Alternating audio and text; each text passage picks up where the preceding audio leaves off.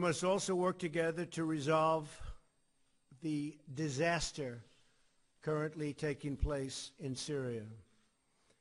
We are grateful for the support of NATO members and partners in their condemnation of Assad's murderous attack using the most horrible weapons. The vicious slaughter of innocent civilians with chemical weapons, including the barbaric killing of small and helpless children and babies, must be forcefully rejected by any nation that values human life. It is time to end this brutal civil war, defeat terrorists, and allow refugees to return home. In facing our common challenges, we must also ensure that NATO members meet their financial obligations and pay what they owe. Many have not been doing that. The Secretary General and I agree that other member nations must satisfy their responsibility to contribute 2% of GDP to defense. If other countries pay their fair share instead of relying on the United States to make up the difference, we will all be much more secure, and our partnership will be made that much stronger.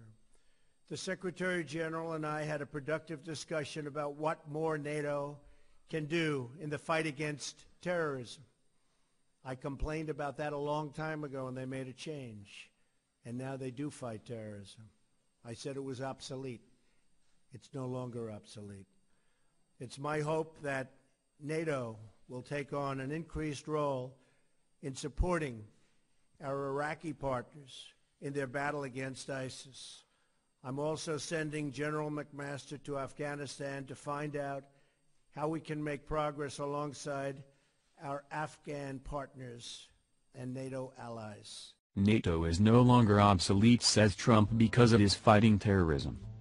President Donald Trump said Wednesday after a meeting with the NATO Secretary General that he no longer believes the alliance is obsolete. The about-face came as the U.S. Secretary of State was returning from Russia, where Trump said he got the sense things went pretty well despite the fact that the relationship between the two countries is at an all-time low. Right now we're not getting along with Russia at all. But we're going to see what happens, Trump said at a press conference in the White House's East Room with the NATO Secretary General, Jens Stoltenberg. The president had repeatedly called NATO obsolete during his campaign for the White House. He said he had spoken with Stoltenberg about what more it could do to fight terrorism, which he said it had not done in the past. I complained about that a long time ago and they made a change, he said. Now they do fight terrorism. I said it was obsolete. It's no longer obsolete. But he did not back down on his demand that other NATO members pay more. Each is supposed to spend a minimum of 2% of their gross domestic product, or GDP, on defense. If other countries pay their fair share instead of relying on the United States to make up the difference, we will all be much more secure, and our partnership will be made that much stronger, he said.